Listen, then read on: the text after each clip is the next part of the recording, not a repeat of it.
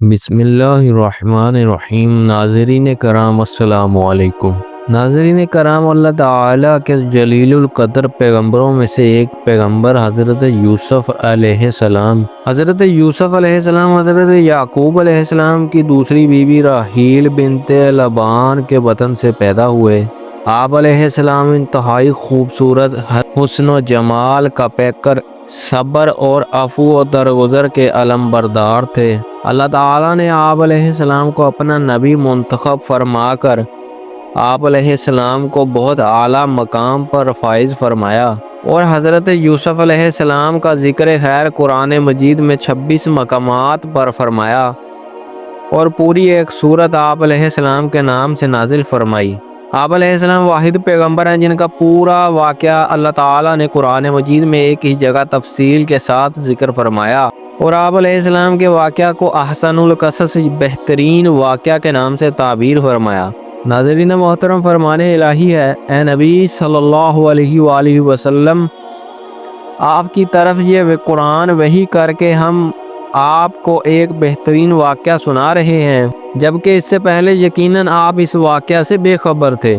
ناظرین محترم، حدیث رسول اکرم صلی اللہ علیہ وسلم ہے، ایک مرتبہ صحابہ کرام نے آپ صلی اللہ علیہ وسلم سے کوئی بہترین واقعہ سنانے کی درخواست کی، تو اللہ عز و جل نے یوسف علیہ السلام کے واقعہ کے متعلق یہ آیت نازل فرمائی۔ ناظرین محترم، ایک مرتبہ آپ صلی اللہ علیہ وسلم سے پوچھا گیا کہ اللہ تعالیٰ کے نزدیک لوگوں میں سب سے زیادہ عزت والا کون ہے؟ آپ صلی اللہ علیہ وسلم نے جواب دیا، جو زیادہ پرہیزگار ہو۔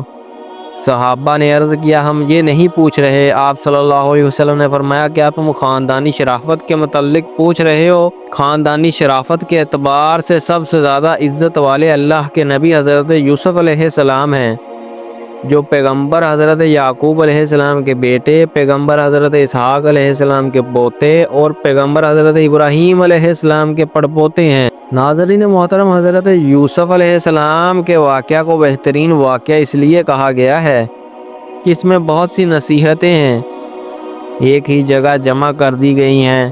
یہ واقعہ اپنی نوعیت کے اعتبار سے عجیب و دلکش اور زمانہ کے عروج و زوال کی ایک یادگار ہے۔ اس واقعہ میں غلامی سے بادشاہی، قید سے آزادی، قوت ایمانی، شجاعت، استقامت، صبر، ضبط نفس، پاک دامنی، امانت اور دیانت، رحم و کرم، عفو و درگزر، تبلیغ و تقوی، رعایت و مروت جیسی عظیم صفات کاملہ اور اخلاق فاضلہ کا ذکر ہے۔ یہ واقعہ قوموں کے بننے اور بگڑنے، گرنے اور ابھرنے کی ایک ایسی تصویر ہے جو کسی تشریح اور وضاحت کی محتاج نہیں۔ ناظرین محترم، حضرت یوسف علیہ السلام کے 11 بھائی تھے، اور آپ علیہ السلام کے والد محترم آپ علیہ السلام سے سب سے زیادہ پیار کرتے تھے۔ آپ علیہ السلام نے بچپن میں خواب دیکھا کہ 11 ستارے، سورج اور چاند مجھے سجدہ کر رہے ہیں۔ آپ علیہ السلام نے اپنا یہ خواب اپنے والد محترم حضرت یعقوب علیہ السلام سے بیان کیا۔ ناظرین محترم، حضرت یعقوب علیہ السلام نے اپنے چہیتے بیٹے کا خواب سنا تو فوراً سمجھ گئے کہ اللہ تعالیٰ اس بیٹے کو دنیا و آخرت میں اعلیٰ مقام عطا فرمانے والے ہیں۔ حضرت یعقوب علیہ السلام نے حضرت یوسف علیہ السلام کو نصیحت فرمائی کہ یہ خواب اپنے سوتیلے بھائیوں سے ذکر نہ کرنا، ہو سکتا ہے کہ تمہارے بھائی شیطان کے بہکاوے میں آ کر کوئی ایسی حرکت کر بیٹھیں جو تمہارے اور ان کے لیے نقصان دہ ہو۔ ناظرین محترم، فرمان الہی ہے، یاد کیجئے جب یوسف علیہ السلام نے اپنے والد سے ذکر کیا، اے ابا جان، میں نے خواب میں دیکھا ہے کہ 11 ستارے، سورج اور چاند مجھے سجدہ کر رہے ہیں۔ یعقوب علیہ السلام نے کہا، اے میرے بیٹے، اپنا خواب اپنے بھائیوں کو نہ سنانا، کہیں ایسا نہ ہو کہ وہ تمہارے ساتھ کوئی فریب کاری کریں۔ بے شک شیطان تو انسان کا کھلا دشمن ہے، اور یقیناً تمہارا پروردگار تمہیں اعلیٰ مقام عطا فرمائے گا، اور تمہیں باتوں کی تہ تک پہنچنا، خوابوں کی تعبیر بھی سکھائے گا، اور تم پر اور آل یعقوب پر اپنی نعمت اس طرح پوری فرمائے گا کہ جیسے اس نے اس سے پہلے تمہارے پردادا اور دادا ابراہیم و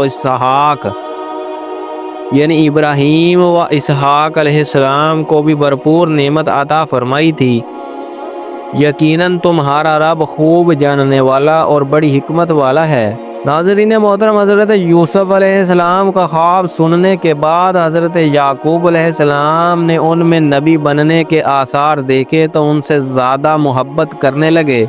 حضرت یوسف علیہ السلام کے سوتیلے بھائیوں کو یہ محبت برداشت نہیں ہوئی اور وہ حسد کی آگ میں جل کر حضرت یوسف علیہ السلام کے خلاف سازشیں کرنے لگے۔ سوتیلے بھائیوں نے حضرت یوسف علیہ السلام کو باپ کی نگاہوں سے اوجھل کرنے کا فیصلہ کر لیا اور آپس میں یہ مشورہ کیا کہ یوسف علیہ السلام کو یا تو جان سے مار ڈالیں یا دور کسی ایسی جگہ پر چھوڑ آئیں جہاں سے یہ واپس نہ آ سکے۔ ایسا کرنے سے والد محترم کی مکمل توجہ ہماری طرف ہو جائے گی۔ ایک بھائی نے کہا، انہیں جان سے نہ مارنا بہتر نہیں، البتہ کسی گہرے کنویں میں ڈال دو تاکہ کوئی راہ چلتا مسافر اسے لے کر کسی دوسرے ملک لے جائے۔ اس طرح تم یوسف علیہ السلام سے بھی چھٹکارا حاصل کر لو گے اور اپنے باپ کی توجہ کو بھی پالو گے۔ سب نے اس رائے پر اتفاق کیا اور اسے عملی جامہ پہنانے کے لیے کوششیں شروع کر دیں۔ ناظرین محترم، فرمان الہی ہے، جب برادران یوسف نے آپس میں کہا کہ یوسف علیہ السلام اور اس کا بھائی بنیامین تو ہمارے باپ کو ہم سب سے زیادہ پیارے ہیں، حالانکہ ہم ایک طاقتور جماعت ہیں، یقیناً ہمارے ابا جان واضح غلطی پر ہیں، لہذا تم یوسف علیہ السلام کو قتل کر دو یا اسے کسی نامعلوم جگہ پھینک دو تاکہ تمہارے والد کی محبت کا رخ صرف تمہاری طرف ہو جائے، اس کے بعد تم نیک بن جانا۔ ان بھائیوں میں سے ایک نے کہا، تم یوسف کو قتل نہ کرو بلکہ اسے کسی غیر آباد کنویں کی تہ گہرائی میں ڈال دو تاکہ اسے کوئی آتا جاتا قافلہ اٹھا کر لے جائے۔ اگر تمہیں کچھ کرنا ہی ہے تو یوں کرو۔